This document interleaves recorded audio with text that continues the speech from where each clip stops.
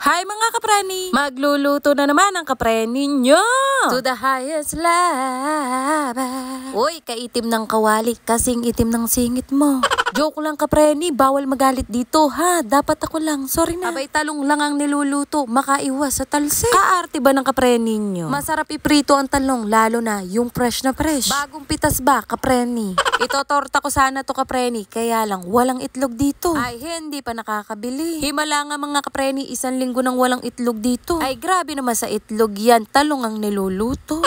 Masarap ipares ang pritong talong sa pritong isda. Kaya naman mga kapreni, magpiprito ako ng isda. Daing na isda. Grabe naman sa isda. Bangus naman ngayon ang ulam namin. O akala nyo galunggong. Kasi laging galunggong ang pinapakita ko sa inyo. Para maiba naman sa paningin nyo, lalo na sa paningin ko, ginawa kong bangus. Totoong bangus naman to kapreni, hindi yung nabibili ng tig 6 pesos. Haha! 10 pesos yata yun. Ay hindi ko alam kasi nga inuutang ko lang sa tindahan. Hindi na ako marunong bumili sa tindahan. Nangungutang manapa. O ayan, nakaluto na ako ng pananghalian. Kaya ang gagawin ko naman ngayon ay maglilinis ng CR. Dito lang sa may kubeta.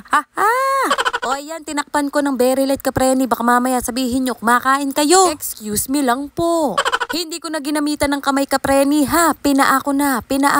Ako ang ginamit ko sa pagkuskus ha. Ay ang hirap pala magpanggap kapreni. Madula sa paa, akala mo hindi nalilinis. Stop ko na nga muna. Kuskus na walang humpay para mawala ang chismis. Ay makuskus nga rin ang bunganga ko para mawala ang pagiging chismosa.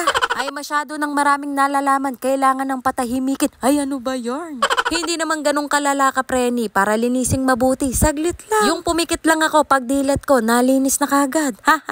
Sinabayan ko na rin ng pagwawalis ng kaunti para humaba ang video-video. Oo na kapreni, maliit lang to, hindi katulad lang sa inyo, parang kwarto na. Yung pwede nang humiga, pero sa amin, upo lang. Hiya pa na yung buhos ng tubig, hindi naman yata nalilinis, hanes. Kahirap bang kumita ng pira kapreni, pati paglilinis ng CR, ikinontent na rin. Abay nabanggit ko na to noon, nabanggit ko na naman. Naalala nyo pa ba, tanda nyo pa ba na nabanggit ko yun? Basta yorn kapreni.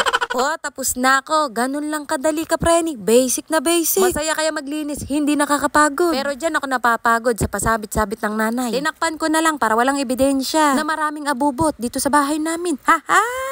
Nakapagluto at nakapaglinis na ako. O siya naman ang buhating ko. Nagpapakarga, ede kinarga ko. O diba, hindi ako nakakaramdam ng pagod. Ako pa ba? Magpanggap sa video-video pa. Pero sa personal, mukhang daragon. Pagod na ako, gusto ko magpahinga. Ay grabe naman sa pagod na pagod. Dapat pagod lang.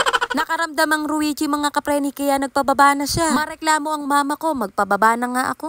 Nandito na rin si Kuya Ken at wala na siyang pasok mamaya. Half day lang sila. Ay napakainit kasi kapreni, grabe ba? Hanggang dito na lang ang video-video. Maraming salamat sa mga nanood. Bye mga kapreni!